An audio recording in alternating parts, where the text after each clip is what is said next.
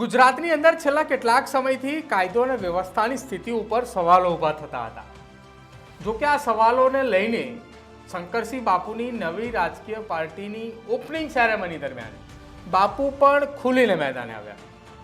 બાપુ ખુલીને મેદાને આવતા તેમને કહ્યું કે કોઈ પણ રાજકીય નેતા અથવા કોઈ પણ અધિકારી તમને પકડે છે અને તમને જો ડરાવે, તમને ધમકાવે છે તો અડધી રાત્રે પણ તમે મને ફોન કરજો, કેમ કે પ્રજા માટેની પ્રજાશક્તિ ડેમોક્રેટિક પાર્ટીની અમે શરૂઆત કરી છે. હવે શંકરસિંહ બાપુએ આ પ્રકારનું નિવેદન આપ્યું.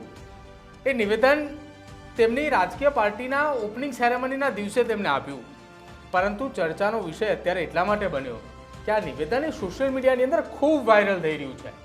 અને વાયરલ એ પ્રકારે થઈ રહ્યું છે કે કોઈ પણ વ્યક્તિને અડધી રાત્રે પણ પોલીસ પકડે છે તો બાપુને સીધો ફોન કરો.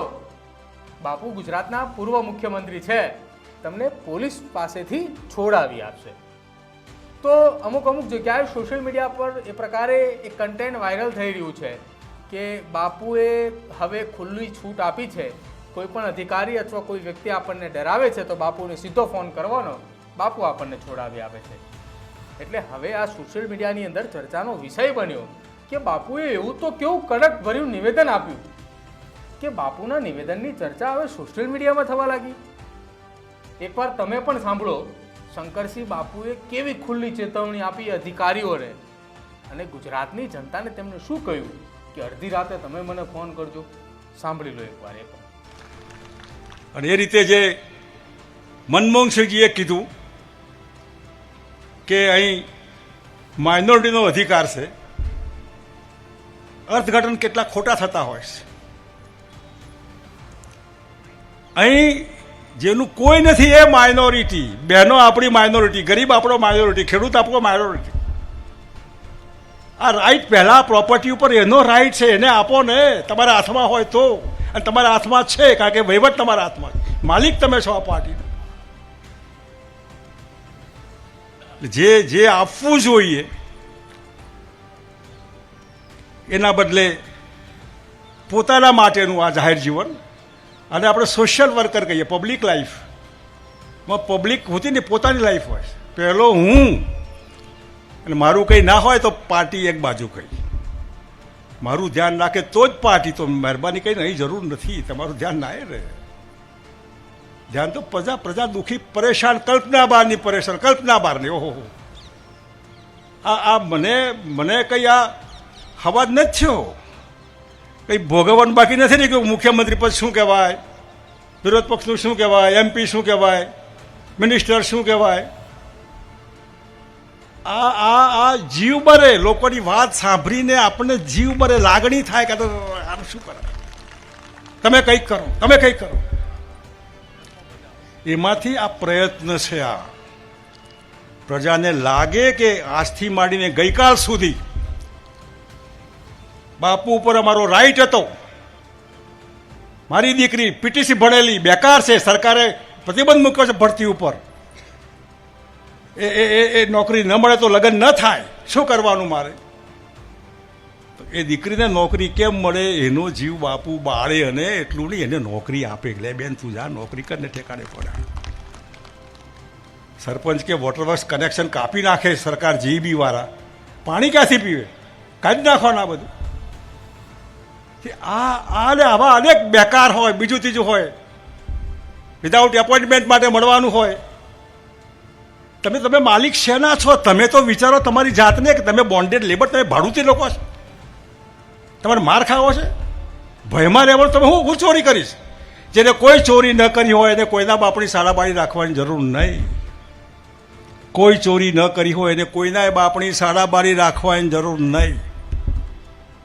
માટે હું ડંકાની ચોટ ઉપર કહું છું, અને કોઈના બાપની હાલાબાડી નથી. એકમાત્ર ઉપરવાળો આ પબ્લિક બેઠી, એના સિવાય કોઈ. એટલે ખાસ મને થયું કે આપ સૌને બધાને એક નવી દિશા, નવો પ્રયત્ન. અને એ પ્રયત્નમાં જો બધાને એમાં રસ પડે તો એમાં ને એમાં પછી જો હોય તો ઘણી વખત કોઈ માની લો જીવડું કે એવું પાણીમાં પડ્યું હોય ને તમે કાઢવા જાઓ, ઉપર એને વળી નાથે અંદર પડે. આપણે પેલા દૂધમાં પડ્યું હોય, કાઢો હોય તો કાઢવા વળી પાછું અંદર પડે, પછી મરી જાય. આપણે કોશિશ કરવાની, નીકળો બહાર, નીકળો, ડર નહીં રાખો, ભય નહીં રાખો. અને તમને પણ કહું છું, ગુજરાતના કોઈ પણ ખૂણામાં કોઈ પણ પ્રજાજનો સરકાર કે બદમાશ કે ગુંડાઓમાંથી દુઃખી થતા હોય, પાર્ટીનો સંપર્ક કરજો. અડધી રાત્રે બાપુ બેઠા છે કે તમે કોઈ ચિંતા નહીં કરતા, હિંમત રાખો, આગળ વધો, ખાઈ કરી લો, જાઓ. કેટલાકે તને ઉઠાવી લઈશ, તને તારા ઘેર આમ કરી જા, આ તો ખરું. એટલે આ મહત્વનું છે. હું તમને હિંમત આપવા માંગુ છું.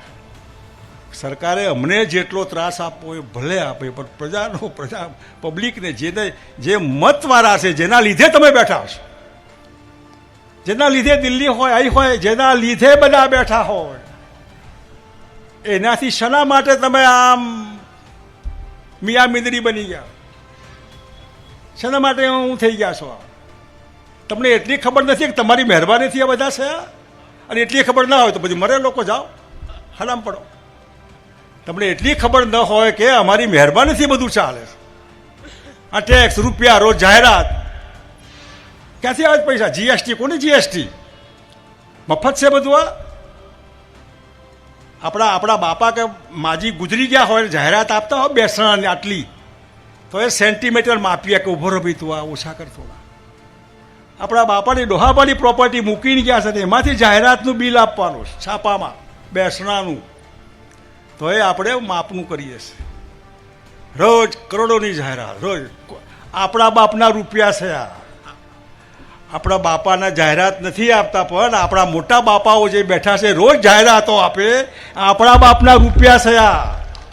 આપણા ગજવામાંથી આ જીએસટી, આપણા ગજવામાંથી ગોળ, ચા, બીડી, કાપડ, જૂતા, હા, એમાં ટેક્સ આવે છે બધું આ.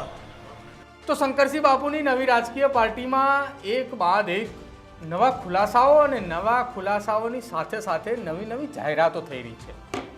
ખુલાસાઓ એ પ્રકારના કે બાપુએ ખુદ કહી રહ્યા છે કે 1967ની સાલથી રાજકારણની અંદર છું. દેશભરના કોઈ પણ રાજનેતાને મળવું હોય તો મારે અપોઇન્ટમેન્ટ ન લેવી પડે. આ પ્રકારની એ જાહેર મંચ ઉપરથી ખુલીને વાત શંકરસિંહ બાપુએ કરી છે. જો કે આ વાતોની વચ્ચે અધિકારીઓને પણ બાપુએ જવાબ આપ્યો. ગુજરાતની જનતાને એ કહ્યું છે કે જો ગુજરાતની જનતાને જરૂર પડશે તો હું તેમની મદદે આવીશ, અડધી રાત્રે પણ મને ફોન કરજો. આ તમામ વાતોની સાથે બાપુની નવી રાજકીય પાર્ટીની ઓપનિંગ સેરેમનીમાં ગુજરાતની અંદર જે દારૂબંધી છે તેને હટાવી લેવાના લઈને પણ મહત્વના મુદ્દાઓ ઉપર ચર્ચાઓ થઈ. શું માનવું છે બાપુના આ નિવેદનને લઈને? એક તરફ ગુજરાતની અંદર કાયદો અને વ્યવસ્થાની સ્થિતિ ઉપર સવાલો ઉપસ્થિત થઈ રહ્યા છે, અને તેવા સમયની અંદર બાપુના આ નિવેદનથી ફરી એકવાર સોશિયલ મીડિયામાં ચર્ચાઓ ચાલી છે. બાપુના નિવેદનને તમે કઈ રીતે જોઈ રહ્યા છો તે મારા કમેન્ટ સેક્શનની અંદર જરૂર જણાવજો. અમારી ચેનલની યુટ્યુબને આજે જ લાઈક કરજો, શેર કરજો, સબસ્ક્રાઇબ કરવાનું ભૂલતા નહીં, કેમ કે આવી જ પોલિટિકલ અપડેટ્સ અમે આપને આપતા રહીશું. નમસ્કાર.